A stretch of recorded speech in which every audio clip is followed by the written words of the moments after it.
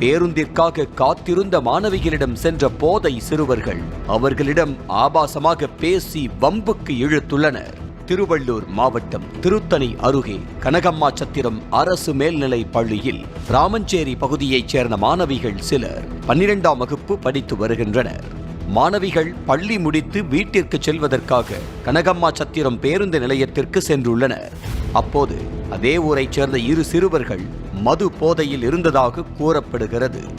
ஒரு கட்டத்தில் பொறுத்திருந்த மாணவிகள் வெகுண்டு எழுந்து போதை சிறுவர்களிடம் வாக்குவாதத்தில் ஈடுபட்டனர்.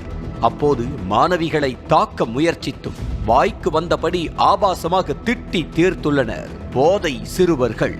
சிறுவர்களுக்கு ஆதரவாக அங்கு நின்றிருந்த பெண் ஒருவரும் மாணவிகளை ஆபாசமாக திட்டி தீர்த்ததுதான் உச்சபட்சம். செய்வதறியாமல் திகைத்து நின்ற மாணவிகளுக்கு ஆதரவாக அங்கிருந்த மக்கள் மற்றும் தகவல் அறிந்து மாணவிகளின் பெற்றோர்களும் பேருந்து நிலையத்தில் கூடினர்.